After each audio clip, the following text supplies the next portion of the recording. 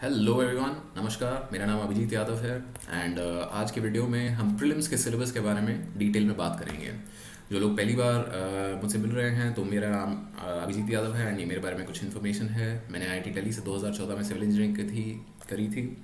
मैंने civil services exam 2 बार clear किया है। 653 रैंक आई थी मेरी 2017 में एंड रिजर्व लिस्ट में मेरा नाम आया था 2018 में। मैंने टोटल 4 बार मेंस दिया है, जिसमें से एक मेंस 2020 भी है जिसका रिजल्ट अभी पेंडिंग है। So that's about me, let's begin. तो आज की वीडियो है हमारी प्रीलिम्स के सिलेबस को समझने के बारे में कि भाई प्रीलिम्स में क्या क्या चीज़ें आती है एंड कैसे हम इसे ज़्यादा बेहतर तरीके से टैकल कर सकते हैं। तो सबसे पहली चीज़ जो हम बात करेंगे वो ये है कि भाई सिलेबस जानने की क्या ज़रूरत है। कि भाई वो सब बोलते हैं कि भाई सिलेबस आपको पता होना चाहिए इन एंड आउट, कि भाई सारी चीज़ें आपको एकदम याद होनी चाहिए, कैसे है, कहाँ से आ रही हैं। तो ऐसा क्यों है? तो जाहिर सी बात है, सबसे पहली चीज़ तो भाई क्या पढ़ना है आपको वो सिलेबस ही तो बताएगा। Now I have a very simple question, एक बहुत सिंपल सा सवाल है मेरा, जो भी लोग ये वीडियो देख रहे हैं उनके लिए। बिफोर यू गो अहेड, इस वीडियो में तो डेफिनेटली मैं इस चीज़ का आंसर दूंगा ही, but do you right at this moment, क्या अभी आप ये जानते हैं कि भाई वर्ल्ड हिस्ट्री प्रीलिम्स के सिलेबस में है? इफ़ यू डू, अगर आप जानते हैं कि भाई इस सवाल का जवाब यस या नो है, तो नीचे डेफिनेटली कमेंट में बताएं मुझे कि भाई हाँ आप ये चीज़ पहले जानते थे। ऑब्वियसली हम इस वीडियो में इसके बारे में थोड़ी देर में बात करने ही वाले हैं। नाउ दूसरी इंपॉर्टेंट चीज़ सिलेबस जानने की ये हो जाती है कि भाई सब्जेक्ट्स तो सारे आपने देख लिए, तो सब्जेक्ट के साथ साथ उन सब्जेक्ट्स का प्रीवियस ईयर क्वेश्चंस के साथ क्या रिलेशन है। अगर आप प्रीवियस ईयर क्वेश्चंस पढ़ रहे हैं, प्रीवियस ईयर क्वेश्चंस देख रहे हैं, तो definitely try to relate them to the syllabus, ताकि भाई आपको ये भी बेटर अंडरस्टैंडिंग हो कि कौन सा सवाल कहाँ से आया था। कि भाई इकोनॉमी से कितने सवाल आए थे, पॉलिटी से कितने आए थे, जीएस से सॉरी हिस्ट्री से कितने सैम्पल क्वेश्चंस आए थे in each year. So this will give you a better understanding of कि एग्ज़ाम का पैटर्न कैसा चल रहा है। पैटर्न जानने की क्यों ज़रूरत है हमें? क्योंकि हर साल यूपीएससी नए तरीके से नए सिरे से एक एग्ज़ाम निकालता है सिविल सर्विसेज का। एंड रिसेंटली जैसे कि 2019 और 20 के एग्ज़ाम की अगर हम बात करें, तो उसमें स्टैटिक पोर्शन को ज़्यादा कवरेज दी जा रही है। तो स्टैटिक पोर्शन किस चीज़ को बोलते हैं एंड डायनामिक पोर्शन किस चीज़ को बोलते हैं, ये भी हम आगे देखते हैं। Now these are the skills that you need to succeed in prelims। Skills क्या हैं? सबसे पहली चीज़, सबसे इम्पोर्टेंट, नॉलेज। कि भाई जब तक आपने सारा सिलेबस कवर नहीं किया है, जब तक आपने सारी बेसिक बुक्स, एनसीईआरटी, ये सब टाइप चीज़ें कवर नहीं करी हैं, तो भाई मतलब सिर्फ पेपर सॉल्व करने काफ़ी मुश्किल रहेगा आपके लिए। दूसरी इंपॉर्टेंट स्किल आपके लिए होगी मेमोरी। कि भाई जो सारी चीज़ें आपने पढ़ ली हैं उन्हें याद भी रखना है। अगर आपने जो चीज़ें पढ़ी वो आपको याद नहीं आई, तो इसका आपको पेपर में कोई फ़ायदा नहीं होगा। इसके लिए आपको रिवाइज रिवाइज रिवाइज सारी चीज़ें बार बार करते रहना है। एंड तीसरी चीज़ जो इम्पोर्टेंट होती है प्रीलिम्स के लिए, वो है एमसीक्यू सॉल्व करने के टिप्स एंड ट्रिक्स। ऑब्वियसली आज की वीडियो में हम इसके बारे में बात नहीं करेंगे, but in future I will make another video for MCQ solving tips and tricks. Till then मैं वीडियो के डिस्क्रिप्शन में अपना एक कोरा पे आंसर जो मैंने लिखा है इसके बारे में वो आपके साथ शेयर कर दूंगा। राइट, सो ये सब चीज़ें होने के बाद, जब आपके पास इनफ नॉलेज है, जब आपके पास इनफ मेमोरी है एंड जब आपके पास एमसीक्यू सॉल्व करने के नए टिप्स एंड ट्रिक्स आपने कलेक्ट कर लिए हैं, you will definitely succeed in prelims. तो चलिए अब देखते हैं कि भाई डिटेल्ड सिलेबस क्या है। तो पहले बात करते हैं paper 1, which is the general studies का पेपर। तो जो मेरा सवाल था, अब बहुत सिंपल सी बात है कि यहाँ अगर आप देखो तो सिलेबस का सेकंड पॉइंट है history of India and Indian national movement. You can see there is no world history in prelims.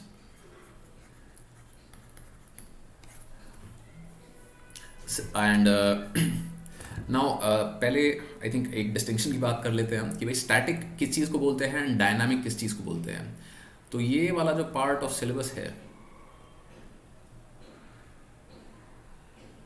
ये ये सारी चीज़ें ये स्टैटिक में आ जाती हैं। स्टैटिक का मतलब ये है कि भैया आप एक किताब कोई पढ़ लो तो ये वाली काफ़ी सारी चीज़ें आपकी कवर हो जाएगी। फॉर इंस्टेंस क्या क्या आएगा स्टैटिक में? स्टैटिक में आपका आएगा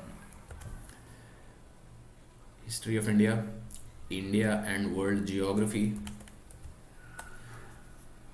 India and world geography, Indian polity and governance, Indian economy, social development. Although ये वाला जो पार्ट है ये करंट की तरफ ज़्यादा चला जाता है, and environment, ecology, biodiversity, climate change that do not require specialisation. तो इसका मतलब क्या है कि भाई आपको बहुत डिटेल्ड अंडरस्टैंडिंग नहीं चाहिए, नॉलेज नहीं चाहिए। एंड फाइनली जनरल साइंस कि भाई क्लास 9th एंड 10th के लेवल की जो साइंस है ये आपको पता होनी चाहिए कि भाई अगर आपसे कोई पूछे कि भाई ग्रेविटी क्या है तो ऐसा ना हो कि भाई आप ब्लैंक स्टेयर कर रहे हो उसके फेस पे। नाउ स्टैटिक पोर्शन हमने कवर कर लिया है विच leaves us with current events, national and international importance. तो ये काफ़ी इम्पोर्टेंट रहता है प्रीलिम्स में। क्यों? क्योंकि आप ये चीज़ समझिए कि रैंडमली आपसे कुछ सवाल नहीं पूछा जाएगा। even for polity and governance or economy and environment and ecology, these static portions will be related to current।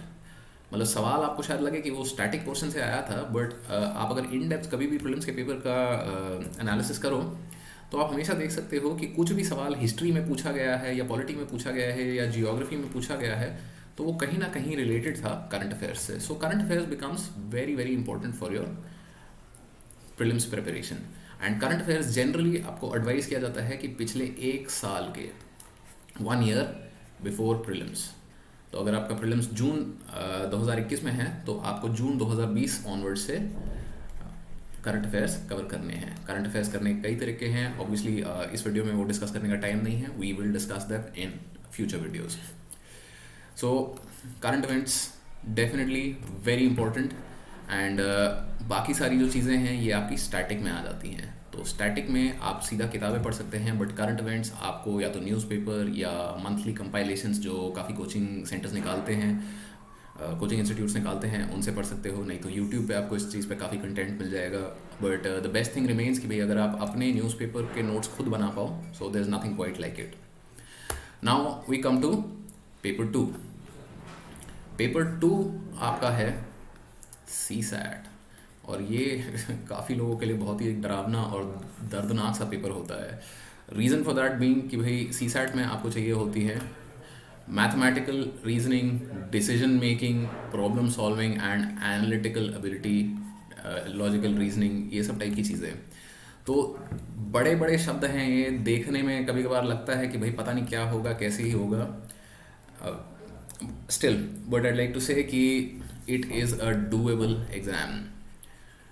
Doable सबसे पहले क्यों? क्योंकि ये सिर्फ और सिर्फ एक क्वालिफाइंग एग्ज़ाम है। क्वालिफाइंग एग्ज़ाम का मतलब क्या है कि यहाँ पे सिर्फ आपको 33% मार्क्स चाहिए। You are not competing with others in this exam, you only need 33% marks. Now कुछ लोगों को ऑब्वियसली डर लगता है इससे कि भैया मैथमेटिक्स करनी पड़ेगी, पता नहीं क्या क्या करना पड़ेगा, कि भैया चार्ट, ग्राफ, टेबल, डेटा वगैरह पता नहीं क्या क्या दिया हुआ है।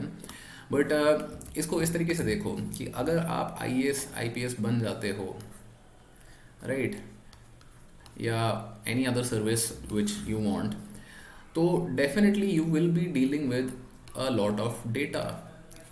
ऐसा तो नहीं है ना कि भाई मतलब आप पढ़ना छोड़ दोगे, नई चीज़ें सीखना छोड़ दोगे। IAS IPS बनने के बाद एक्चुअली आपको और ज़्यादा पढ़ना पड़ता है, बिकॉज आप you are the ones implementing policy. अब पॉलिसी किस बेसिस पे बनाओगे? कुछ तो डेटा देखोगे ना। तो डेटा, अगर लॉजिकल रीजनिंग स्किल्स आपकी थोड़ी कमज़ोर हैं तो इस पेपर की तैयारी को इस तरीके से आप देख सकते हैं कि भाई this paper is preparing you for your eventual job as a civil servant.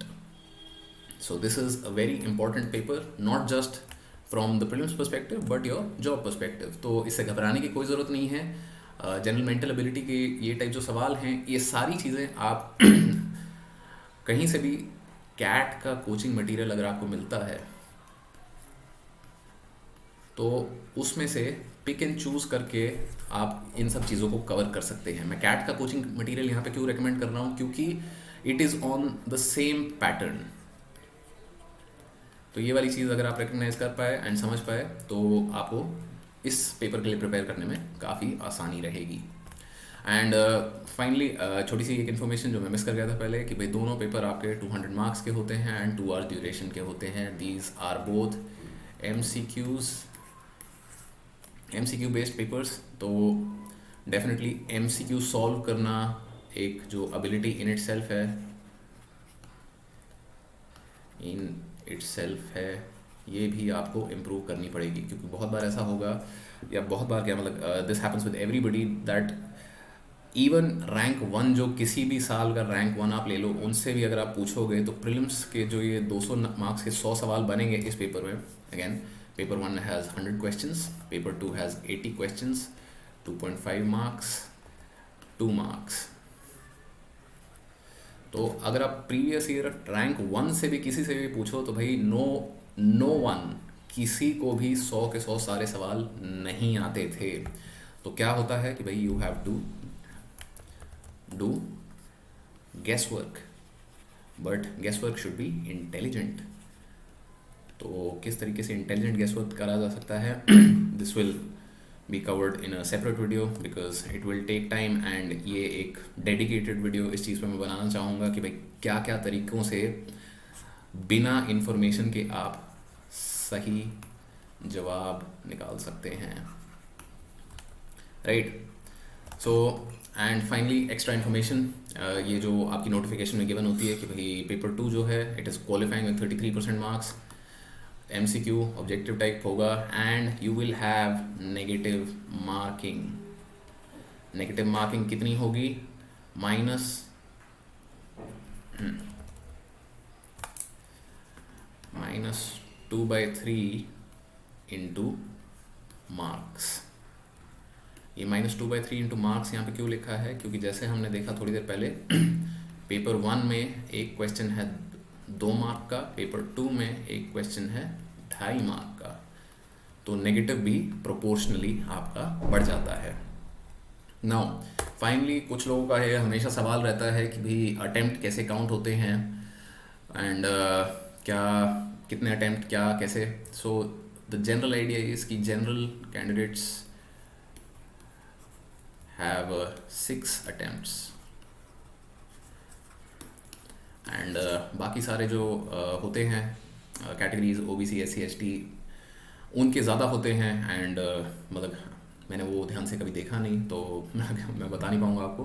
But how are attempts counted, attempts are counted if you appear during any one of the papers. अगर आपने पेपर 1 दिया है तो आपका attempt count हो गया है, irrespective of कि आपने पेपर 2 दिया है या नहीं दिया है। एंड आपने दोनों पेपर दिए हैं तो डेफिनेटली आपका अटेम्प्ट काउंट हो गया है। So this is it for understanding prelims का सिलेबस। अगर आपको कोई डाउट है या क्वेरी है इसमें सो प्लीज़ नीचे कमेंट छोड़िए, मुझे बताइए, we can have a discussion. उसके अलावा आई विल बी शेयरिंग मेरी जो प्रीवियस वीडियो है over here and like share subscribe. Thank you for watching.